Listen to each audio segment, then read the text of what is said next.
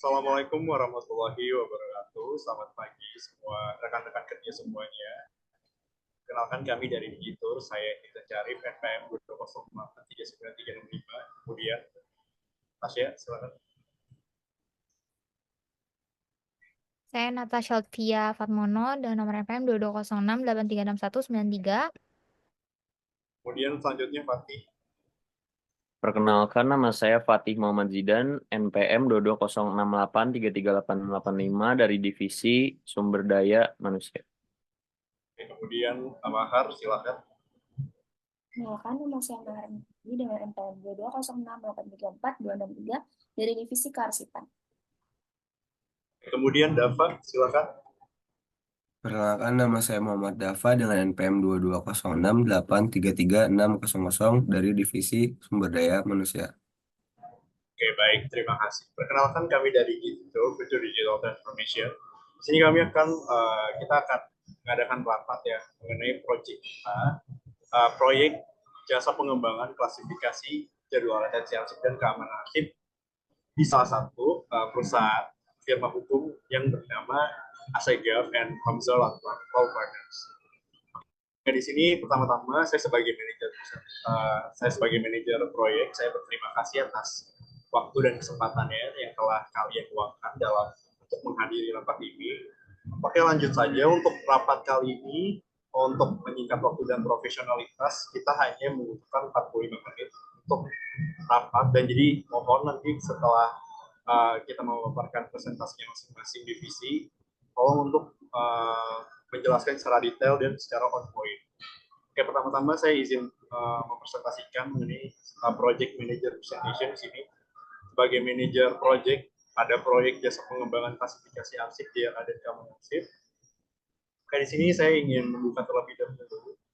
Jadi, kenapa adanya proyek ini? Karena sebagai pengelolaan arsip yang efektif sangat penting di era digital, karena untuk mendukung dalam pengambilan keputusan. Jadi kayak berdasarkan hal itu, maka perusahaan memerlukan transformasi digital dalam peningkatan dan pengembangan sistem klasifikasi, terus jadi retensi arsip dan keamanan arsip bagi akses penggunanya untuk mendukung efektivitas perusahaan dalam pengelolaan arsip atau dokumen yang terintegrasi, di mana hal ini dapat memudahkan penemuan kembali dokumen, masa kearsipan arsip dan keamanan arsip.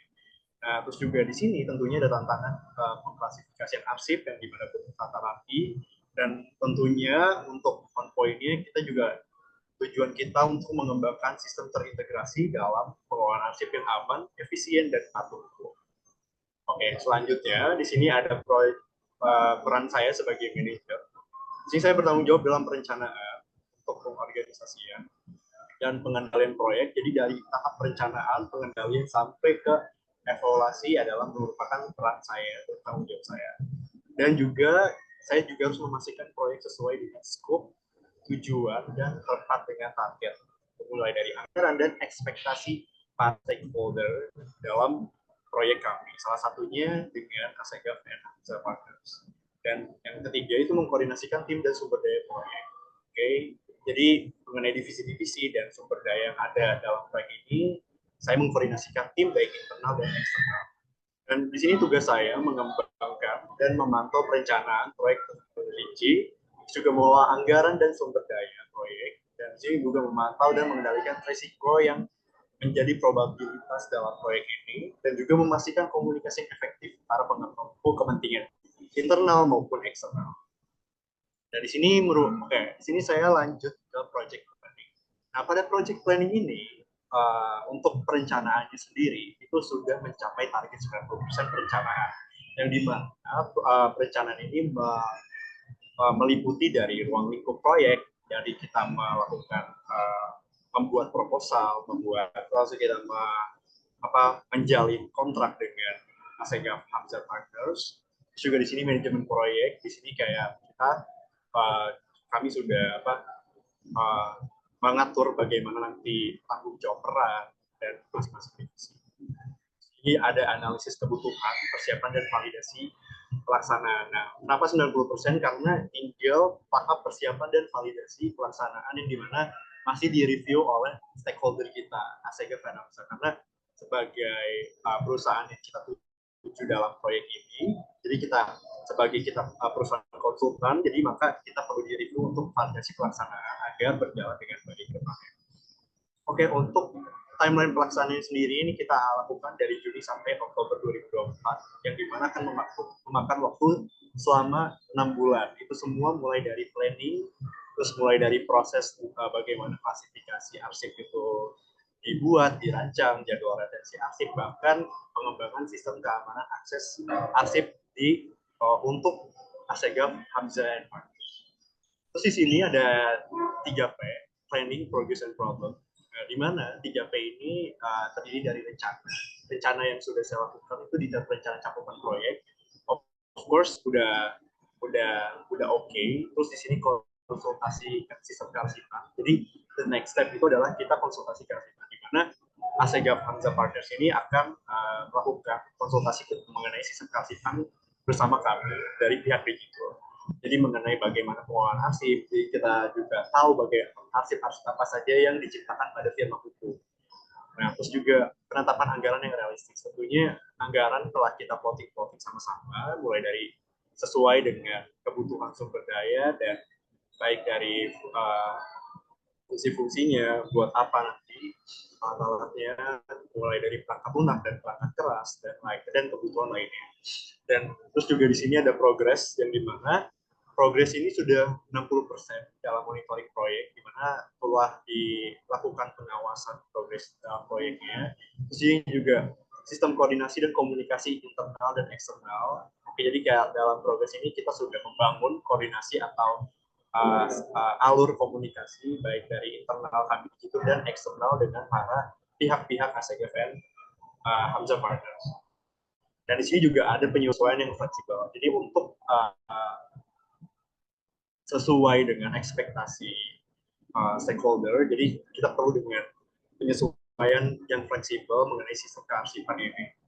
Terus yang terakhir ada problem, yang dimana problem ini kita masih memiliki keterbatasan anggaran. Nanti akan saya jelaskan di next slide. Terus di sini ada perubahan regulasi dan Assegaf perihal sistem kearsipan. Jadi perubahan regulasinya itu adalah mereka masih menyusun berkas arsip itu berdasarkan kurun waktu gitu. Dan sedangkan bagi kami sebagai perusahaan yang konsultan kearsipan, kalau bahwa perusahaan hukum itu perlu sistem kearsipan itu berdasarkan kasus-kasus atau berdasarkan kronologis yang mereka tangani. Terus juga perubahan prioritas yang terakhir. Jadi dalam perubahan prioritas ini mungkin menjadi salah satu masalah atau sedikit hambatan. Jadi antara dokumen hukum dan dokumen-dokumen para pegawai itu menjadi simpang siur. Jadi yang mana yang mau kita prioritaskan, apakah hasil dari kegiatan dokumen-dokumen hukum ini atau lebih ke Word dokumen Word-nya. Di sini anggaran proyek. Di sini terdapat anggaran proyek yang tadi saya singgung. Di sini ada keperluan anggaran proyek itu sebenarnya ada tenaga konsultan IT, perangkat software dan hardware, akomodasi dan transportasi, dan dukungan pemeliharaan sistem. Jadi untuk anggaran itu kita memerlukan 290 juta. Nah, di mana anggaran saat ini hanya mencapai 245 juta yang ada di proposal sebelumnya. Jadi untuk anggaran overall kita kita demand kurang dari 45 juta. Terus di sini saya isi share screen.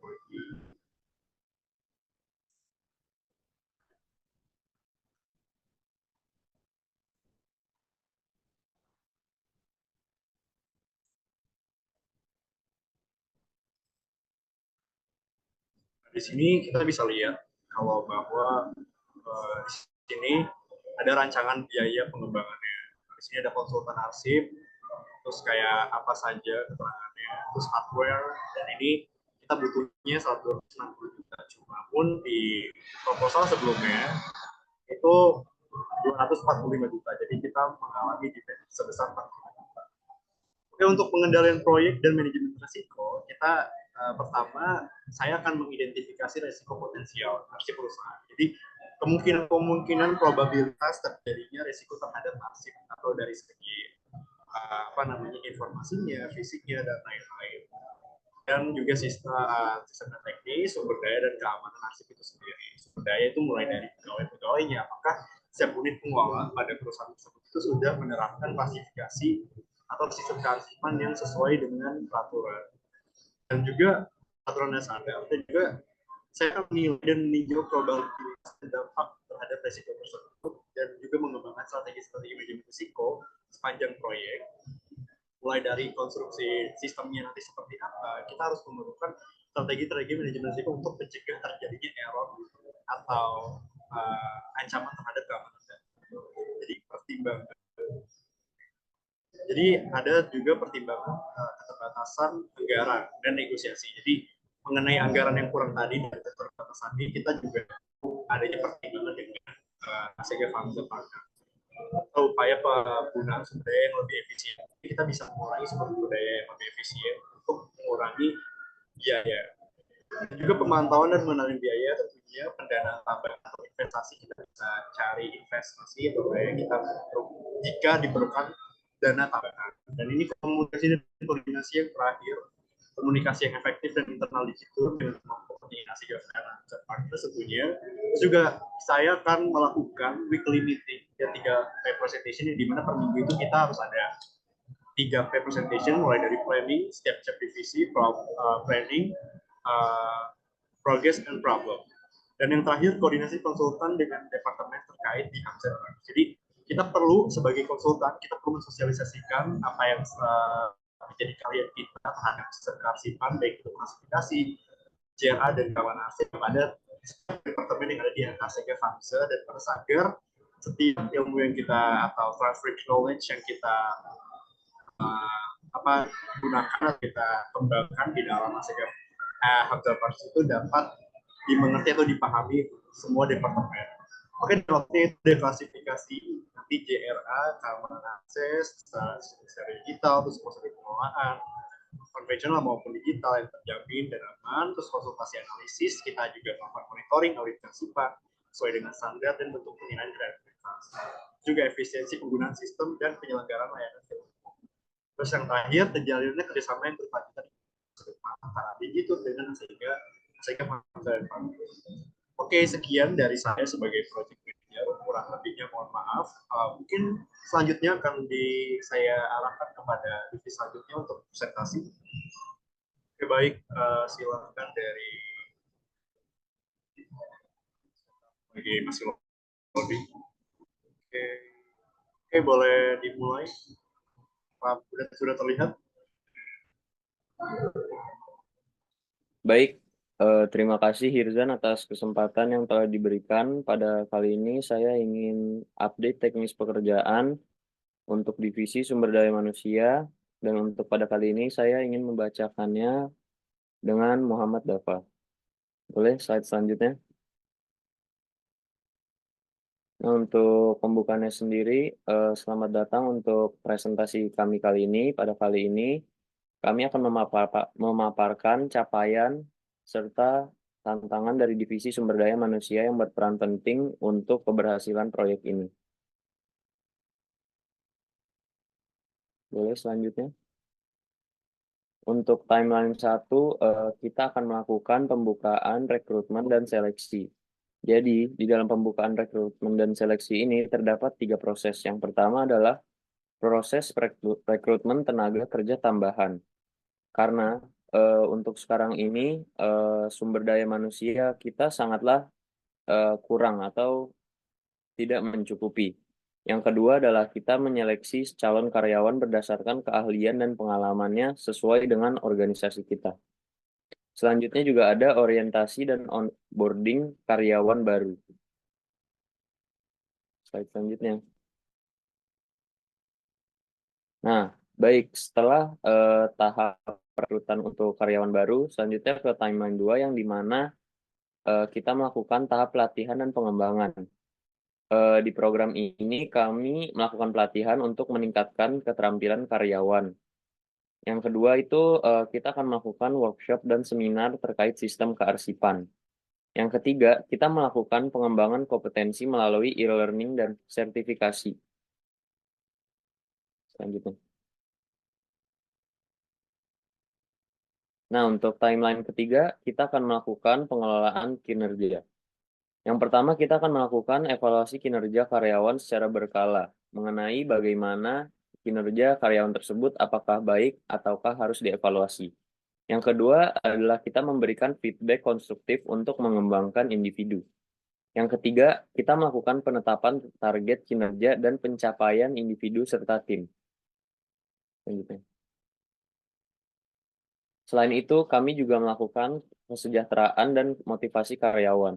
Ini adalah program yang dimana untuk karyawan agar mereka tidak terbebani oleh pekerjaan serta mereka tetap bisa hidup pada umumnya atau seperti biasanya. Yang pertama itu ada program kesejahteraan karyawan yang dimana ada kesehatan, kebugaran, dan keseimbangan hidup. Yang kedua juga kami akan melakukan penghargaan dan pengakuan atas prestasi yang sudah karyawan capai. Yang ketiga, kita akan melakukan team building untuk meningkatkan moral dan kolaborasi serta kerjasama tim.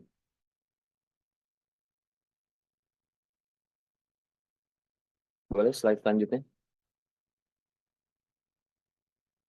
Selain itu, kami juga melakukan manajemen konflik untuk mengurangi terjadinya resiko-resiko yang akan terjadi. Yang pertama adalah kita melakukan penanganan dan penyelesaian konflik secara internal. Yang kedua, kita melakukan penyediaan saluran komunikasi terbuka untuk masukan dan keluhan. Selanjutnya ada mediasi dan arbitrasi untuk menyelesaikan perselisihan.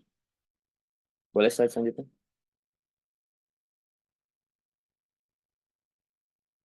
Baik, slide selanjutnya boleh dibacakan oleh Muhammad Dafa. Baik, terima kasih Muhammad Zidan telah membacakan timeline sebelumnya. Kemudian timeline selanjutnya ada pada timeline 7, yaitu kebijakan dan prosedur. Dalam kebijakan dan prosedur, terdapat pembaruan kebijakan sumber daya manusia sesuai dengan regulasi yang terbaru. Kemudian implementasi prosedur kerja yang efektif dan lebih efisien. Dan yang terakhir, sosialisasi kebijakan baru kepada seluruh karyawan. Boleh next slide.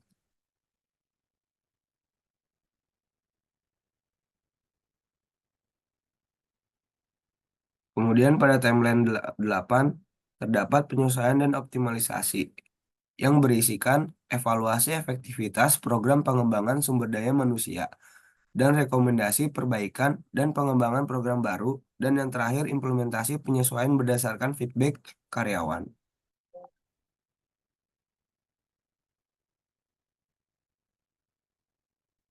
Langkah seterusnya. Untuk langkah seterusnya, yang pertama, rencana penyesuaian program pelatihan berdasarkan evaluasi yang terbaru. Yang kedua, strategi untuk mengurangi turnover karyawan dan meningkatkan retensi. Dan yang ketiga, target pencapaian pengelolaan sumber daya manusia berikutnya.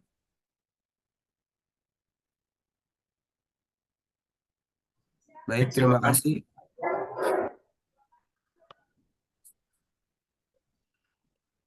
Oke, sudah. Ya, baik, terima kasih Divisi Sumber Daya Manusia. Untuk dari saya, untuk review dari saya itu mungkin nanti ke depannya di manage lagi kayak gimana cara build sumber daya manusianya, mungkin dari pihak internal juga, terutama karena ini merupakan proyek dengan perusahaan firma hukum.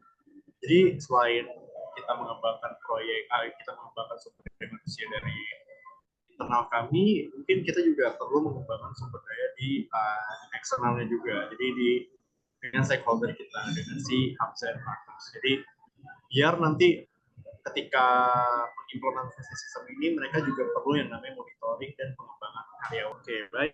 Terima kasih atas presentasinya yang tadi dipaparkan oleh sumber daya manusia.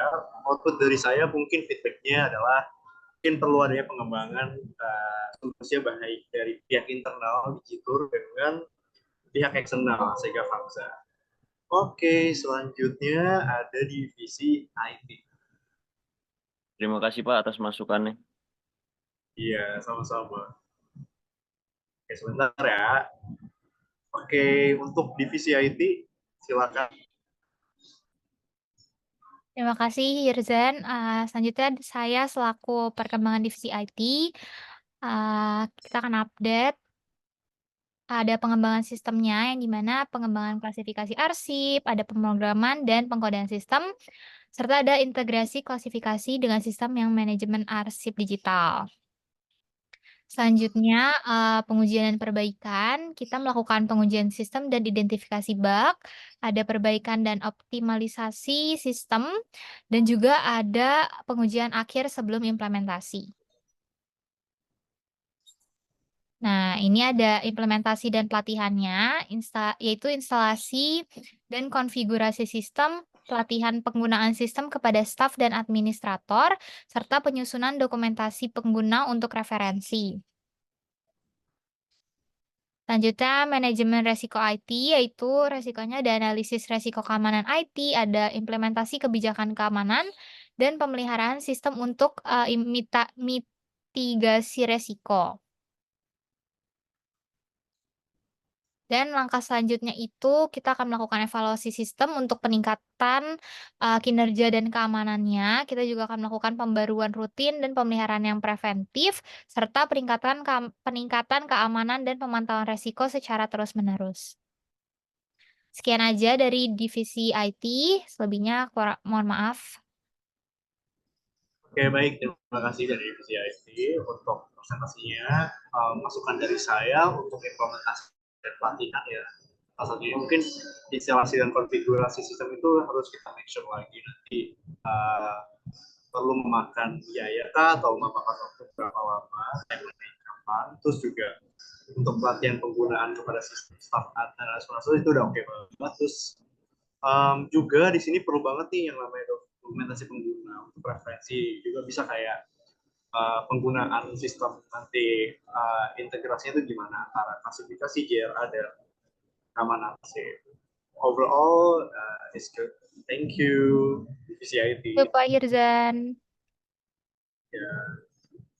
Oke, selanjutnya ada dari divisi kearsipan. Untuk Mahar, silakan. Baik, selanjutnya perkenalkan nama saya Maharani Putri dengan NPM 2206834263. Di sini saya sebagai divisi kearsipan.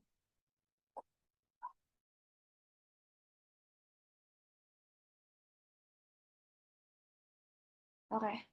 Di sini ada peran divisi saya yaitu sebagai divisi kearsipan dalam proyek pengembangan klasifikasi JRA, yaitu dalam pengembangan jasa klasifikasi arsip, divisi arsip Paris memiliki peran kunci dalam mengatur dan mengelola arsip agar dapat diakses dengan efisien.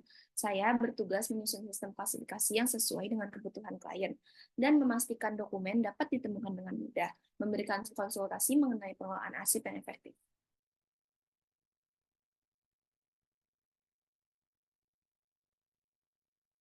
Oke, dalam proyek pengembangan klasifikasi JRA ini, saya bertanggung jawab sebagai, pertama, saya merancang sistem klasifikasi yang sesuai dengan kebutuhan proyek. Yang kedua, saya sudah mengelola dokumen dan rekaman proyek secara efisien. Yang ketiga, saya mengembangkan kebijakan retensi yang sesuai dengan karakteristik proyek. Yang keempat, saya sudah memastikan kepatuhan terhadap regulasi dan standar yang berlaku dalam pengelolaan arsip proyek. Yang kelima, saya telah menyediakan bantuan teknis dan pelatihan kepada staf proyek tentang penggunaan sistem klasifikasi dan penyimpanan dokumen. Oke, tentu berikut saya telah sudah melakukan beberapa kemajuan yang dilakukan oleh divisi arsip Paris atau kearsipan dalam pengembangan klasifikasi JRA. Yang pertama, saya telah identifikasi kebutuhan melakukan analisis menyeluruh terhadap jenis-jenis dokumen dan rekaman yang dihasilkan dalam proyek untuk menentukan kebutuhan klasifikasi yang tepat. Yang kedua, saya telah melakukan perancangan sistem klasifikasi, yaitu dengan cara merancang struktur klasifikasi yang mencakup jenis rekaman dan arsip serta mengatur hierarki dan kategori-kategori yang sesuai dengan karakteristik proyek. Yang ketiga, saya telah melakukan implementasi sistem dengan cara menerapkan sistem klasifikasi ke dalam praktik dengan memastikan bahwa semua dokumen dan rekaman terorganisir dengan baik sesuai dengan klasifikasi yang telah ditetapkan.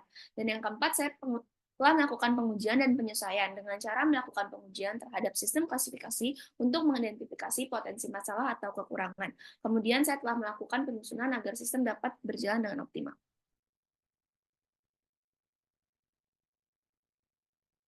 Tidak hanya itu, saya telah melakukan pelatihan penggunaan dengan cara memberikan pelatihan kepada staf proyek tentang cara penggunaan sistem klasifikasi JRA dengan efektif untuk memastikan pemahaman yang baik dan penerapan yang konsisten.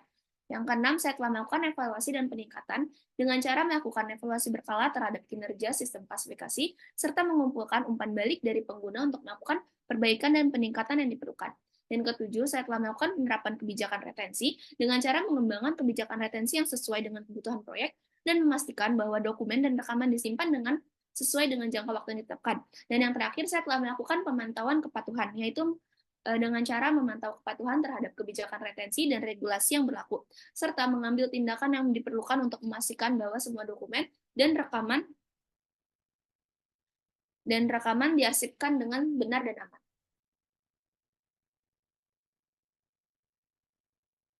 Dari seluruh yang sudah saya kerjakan, saya mendapat input dan output. Inputnya itu dari divisi arsip Paris. Dalam pengembangan JRA ini, saya melibatkan analisis kebutuhan klien, pemahaman arsip yang akan diorganisir secara koordinasi dengan departemen terkait, dan outputnya yaitu mencakup desain sistem klasifikasi, penataan dokumen sesuai sistem tersebut. Baik, mungkin hanya ini yang bisa saya paparkan dalam proyek di sini sebagai divisi kearsipan. Untuk masukannya, silakan Pak. Baik, terima kasih Mahar atas presentasinya dari perwakilan Tim Arsip Paris. Untuk dari saya, masukannya adalah untuk kedepannya mungkin kita perlu dari perencanaannya udah oke Bang. Mungkin kita perlu kurang dari timeline-nya aja. Ya, timeline itu kapan, lebih detailnya. Terus juga mungkin kedepannya untuk semua divisi kita perlu persentase progresnya tuh berapa. Kayak kira-kiranya udah berapa apa aja yang perlu dikembangkan. Nah, dari perencanaan klasifikasi tentunya benar banget ya kalau sistem klasifikasi ini JRA itu perlu dikembangkan satu persatu. Jadi klasifikasi dulu, kita harus mengetahui hasil apa yang tercipta di perusahaan, terus kita baru merancang bagaimana apakah ASEGA Famsi ini dia berdasarkan waktu atau kronologi. Nah, mungkin dari saya sendiri pribadi sebagai manajer, setelah saya teliti ternyata